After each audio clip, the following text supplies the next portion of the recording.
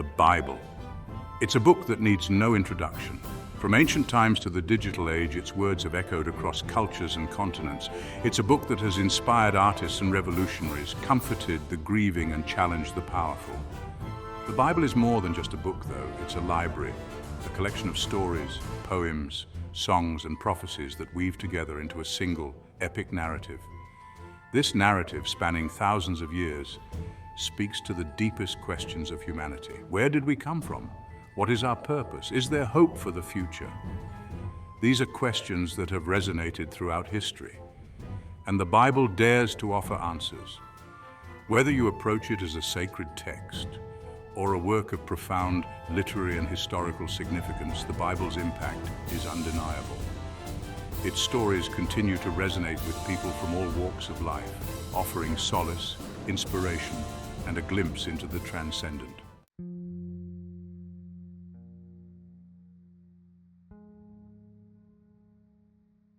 The Bible, this vast and intricate tapestry of stories, is divided into two main sections, the Old Testament and the New Testament. Think of them as two acts in a grand play, each building upon the other to create a cohesive and powerful narrative. The Old Testament, often referred to as the Hebrew Bible, lays the foundation. It's a collection of writings that chronicle the history, laws, and beliefs of the ancient Israelites. From the creation of the world to the rise and fall of kings, the Old Testament paints a vivid picture of humanity's relationship with God. It's a story of covenants and promises, of faithfulness and rebellion, of exile and return. The Old Testament introduces us to towering figures like Abraham, Moses, David, and Isaiah, each playing a pivotal role in God's unfolding plan. These stories, filled with drama, intrigue, and profound spiritual insights, set the stage for the New Testament. The New Testament focuses on the life, teachings, death, and resurrection of Jesus Christ. Christians believe that Jesus is the long-awaited Messiah, the fulfillment of the promises made in the Old Testament.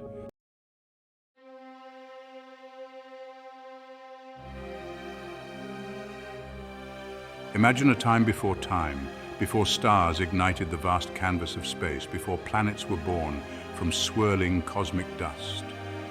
The Bible begins not with a whisper, but with a declaration, a resounding affirmation of existence. In the beginning, God created the heavens and the earth. These words, imbued with ancient power and poetic simplicity, transport us to the very dawn of creation. The book of Genesis, the Bible's grand prologue, unfolds like a breathtaking symphony, each verse a testament to the creative power of God. The earth, formless and void, lay shrouded in darkness. But even in this primordial abyss, the Spirit of God hovered, a promise of order and beauty yet to come. With a word spoken into the void, God set in motion the grand tapestry of the cosmos.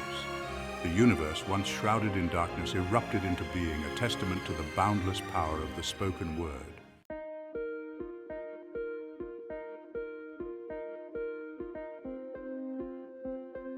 And then light, the first act of creation, a beacon cutting through the darkness. Let there be light, God declared, and light there was. It was a light that banished the shadows, a light that illuminated the newly formed cosmos. With each passing day, God continued to shape and mold his creation. He separated the waters above from the waters below, forming the heavens and the earth. Land emerged from the depths, a testament to the order emerging from chaos. The once barren earth was adorned with vibrant life. Plants, trees, and flowers burst forth, transforming the landscape into a tapestry of color and fragrance. From towering redwoods to delicate wildflowers, God's creativity knew no bounds.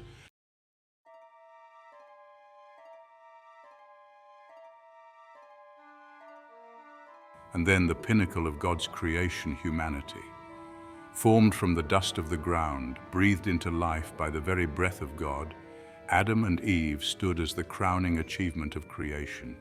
They were created in the image of God, reflecting his divine qualities of love, creativity, and purpose. God placed Adam and Eve in a garden paradise, a sanctuary of beauty and abundance known as Eden. It was a place where rivers flowed with crystal clear water, where trees bore delicious fruit, and where harmony reigned supreme. Eden was more than just a garden. It was a sacred space, a testament to God's love for his creation. Here, Adam and Eve were given dominion over all living things, entrusted with the care and stewardship of this earthly paradise. Life in Eden was one of perfect fellowship with God.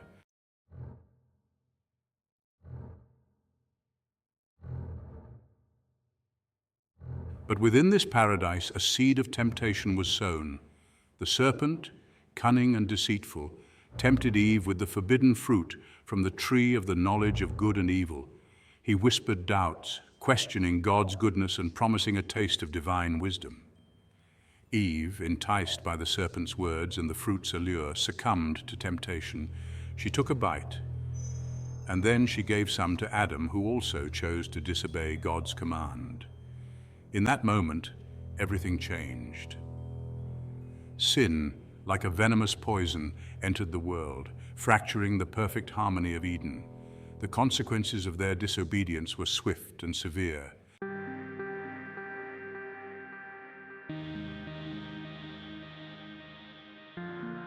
Expelled from the Garden of Eden, Adam and Eve faced a world vastly different from the paradise they had known. The ground, once fertile and yielding, now produced thorns and thistles, a constant reminder of their disobedience. Life outside the garden was a struggle, a tapestry woven with both joy and sorrow, love and loss. Generations passed and humanity multiplied, but with each generation the stain of sin spread, corrupting hearts and turning people away from God. The world, once a symphony of harmony, became a cacophony of violence, greed and wickedness. The very creation that God had declared good was now marred by the consequences of sin. The harmony between humanity and nature was broken.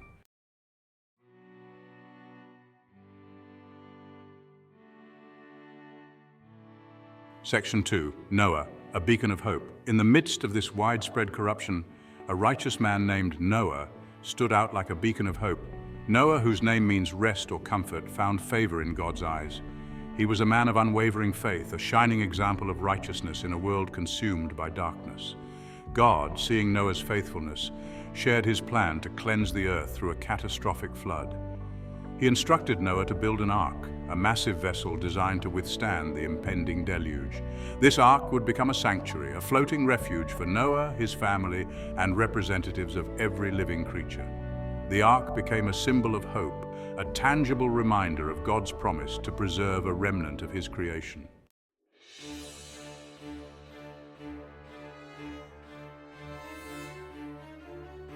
Section 3. The Tower of Babel, a world divided. Generations passed, and the memory of the flood faded into legend. Humanity once again multiplied and spread across the earth, but the lessons of the flood seemed to have been forgotten as pride and ambition took root in the hearts of men. In the land of Shinar, the people, united in their arrogance, decided to build a tower that would reach the heavens. This tower, they believed, would make them famous, a testament to their own power and ingenuity. They sought to create a monument to themselves, a symbol of their defiance against the heavens. To thwart their prideful ambition and to encourage them to spread out and fill the earth as he intended, God confused their language.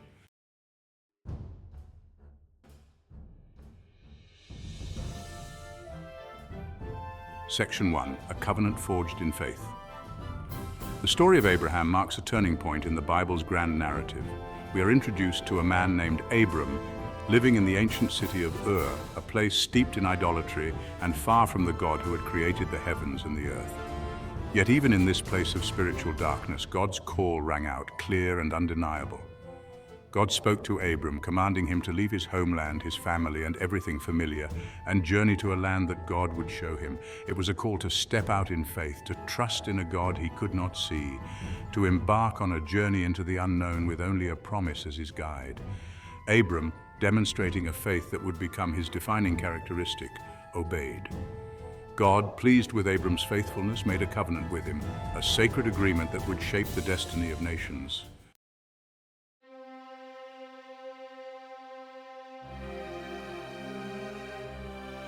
Years passed, and Abram, now renamed Abraham by God, meaning father of many, still awaited the fulfillment of God's promise. He and Sarah remained childless, their hopes seemingly distant as the years turned into decades. Yet even in the face of doubt and uncertainty, Abraham's faith did not waver.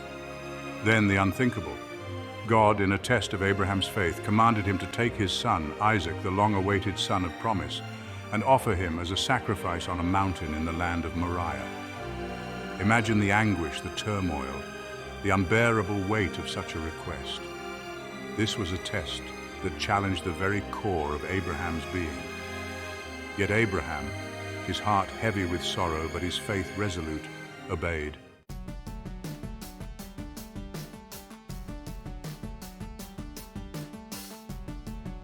Isaac, spared from sacrifice, grew up to become a man of quiet strength and faith. He married Rebekah, a woman chosen by God, and together they continued the lineage of promise. Their story, though less dramatic than Abraham's, is an important thread in the tapestry of God's unfolding plan. Isaac and Rebekah's lives were not without challenges. They faced years of infertility before God blessed them with twin sons, Esau and Jacob. These twins, rivals from the womb, would become the patriarchs of two distinct lineages, their destinies intertwined with the future of the nation of Israel. Esau, the firstborn, was a skilled hunter, a man of the outdoors. Jacob, the younger twin, was more introspective, drawn to the tents and the promises passed down through the generations.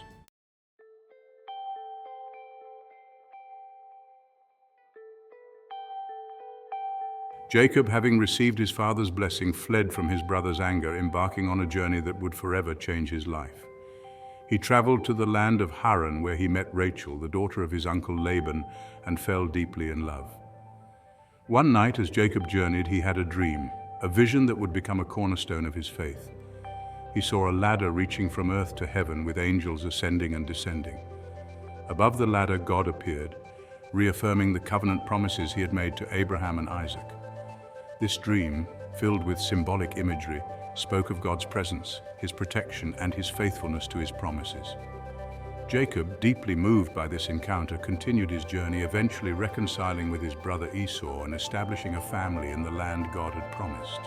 He had 12 sons, who would become the fathers of the 12 tribes of Israel, fulfilling God's promise to Abraham that his descendants would become a great nation.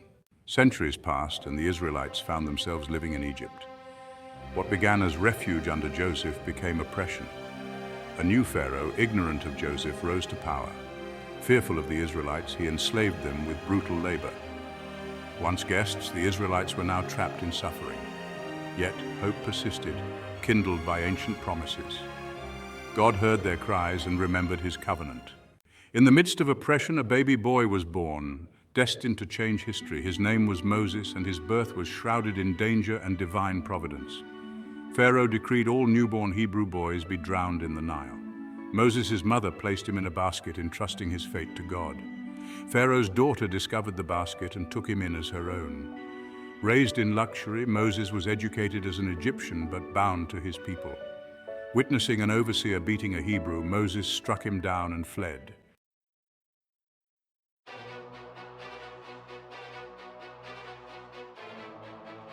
In Midian, Moses found sanctuary and a new life. He married Zipporah, the daughter of a shepherd priest named Jethro, and for 40 years he lived a quiet life, tending his father-in-law's flocks. But God had not forgotten Moses, nor had he abandoned his plan to deliver the Israelites. One day, while tending his flock near Mount Horeb, Moses encountered a sight that would forever change his life.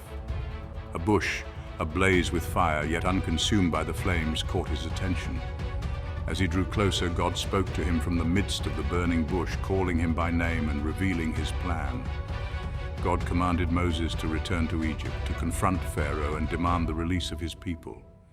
Moses, initially hesitant, aware of his own shortcomings and the enormity of the task before him, eventually agreed, empowered by God's promise to be with him. Armed with God's authority and accompanied by his brother Aaron, Moses returned to Egypt and stood before Pharaoh. "Let my people go," he declared, delivering God's message. Pharaoh, his heart hardened, refused, scoffing at Moses' words and tightening the grip of oppression on the Israelites. After 40 years of wandering, the Israelites, led by Joshua, stood on the banks of the Jordan River. Before them lay Canaan, the land God had promised, flowing with milk and honey. It was a land ripe for the taking, yet guarded by fortified cities. Would they rise to the challenge and claim their inheritance? God stopped the flow of the Jordan, allowing them to cross on dry ground. It was the beginning of a new chapter, filled with promise and peril. The conquest of Canaan was not a swift or easy victory. Under Joshua's command, the Israelites confronted formidable enemies and fortified cities. At Jericho, God had a plan that relied on faith and obedience. They marched around the city for 6 days, with priests carrying the ark and blowing trumpets. On the 7th day, the walls of Jericho crumbled at the sound of the trumpets. The Israelites obeyed, and the city was delivered into their hands. This cycle of sin and deliverance became a recurring theme in the book of Judges. The period of the Judges was a time of turmoil and triumph. God raised up leaders to deliver his people and guide them back to faithfulness. One of the most well-known judges is Samson, a man endowed with superhuman strength but plagued by weakness. Samson's story is a tapestry of heroic feats and tragic flaws, showing that God can use even the most unlikely individuals.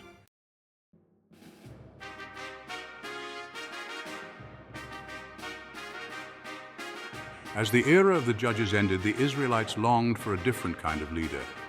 They desired a king like the nations around them. God granted their request, but warned them of the dangers. Samuel anointed Saul, a tall and handsome man from Benjamin. Saul's reign began with promise and victories, but pride led to his downfall.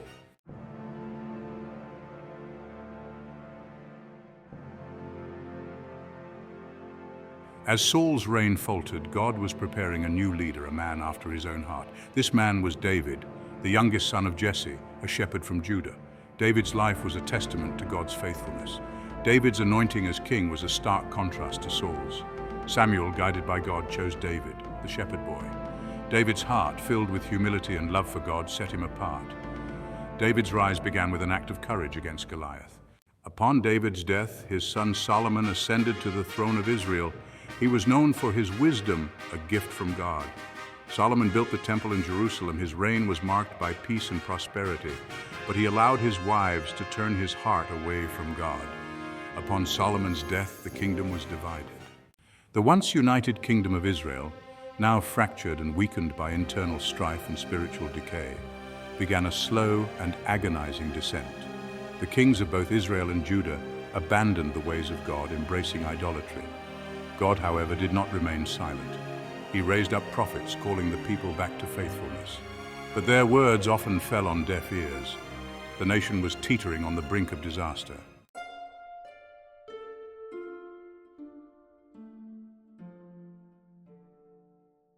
Among the prophets, Jeremiah stands out for his immense courage and profound sorrow.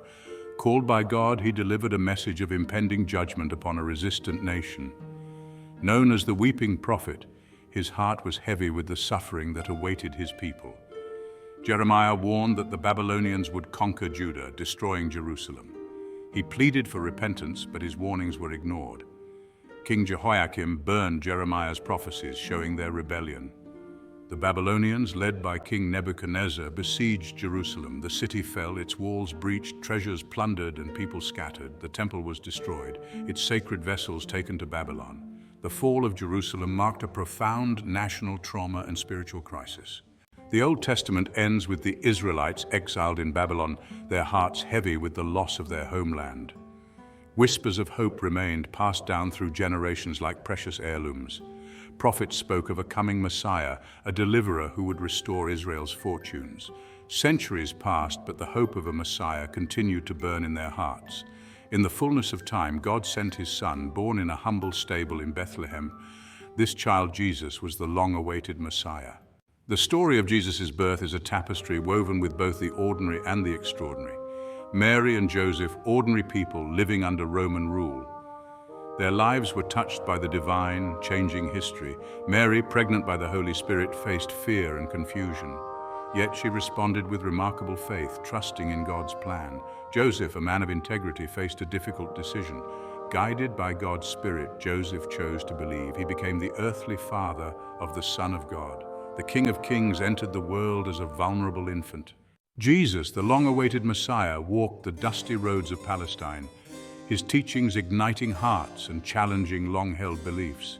He spoke of a kingdom not of this world, a kingdom of love, justice, and peace.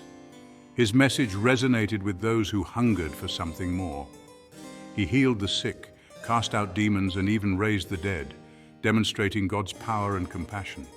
Yet the more popular Jesus became, the more he threatened those in power. The religious leaders plotted against him, accusing him of blasphemy and sedition. Jesus, aware of their schemes, continued to preach and teach. The events leading up to Jesus' crucifixion unfolded with a swift and heart-wrenching intensity. Betrayed by Judas, Jesus was arrested in the Garden of Gethsemane. Falsely accused, Jesus endured the agony of a Roman scourging and the humiliation of being mocked. He carried his own cross to Golgotha, the place of the skull. As darkness fell, Jesus cried out, my God, why have you forsaken me?" With a final breath, he uttered, "It is finished." On the third day, the tomb was found empty. From Genesis to Revelation, the Bible unfolds as a breathtaking tapestry, weaving together history, poetry, prophecy, and timeless wisdom. It's a story that transcends time and culture, speaking to the deepest longings of the human heart. The Bible's impact on civilization is undeniable. Its stories have shaped our understanding of good and evil, love and loss. Its words have inspired artists, revolutionaries, and peacemakers. The Bible's influence extends far beyond religious institutions. Its principles have shaped legal systems and fueled movements for social justice. Its message of hope and redemption continues to resonate with people from all walks of life.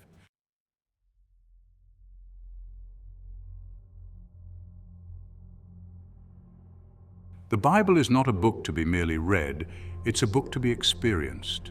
It invites us to engage with its stories and allow its timeless wisdom to shape our lives. Within its pages, we encounter characters who, like ourselves, are flawed and searching. We see their triumphs and tragedies, their moments of faith and doubt. And in their stories, we find echoes of our own. The Bible is a story about God's love for humanity, a love so vast and relentless. It's a story about redemption, second chances, and transformation. It invites us to discover our role in God's unfolding plan. It challenges us to live lives of purpose, meaning, and compassion. May its words inspire, challenge, and transform us, guiding us toward a deeper understanding of ourselves and God. If you enjoyed this video and want to support our mission, please don't forget to like this video and subscribe to our channel. Your support helps us reach more people with the message of hope and faith. Thank you for being a part of this journey.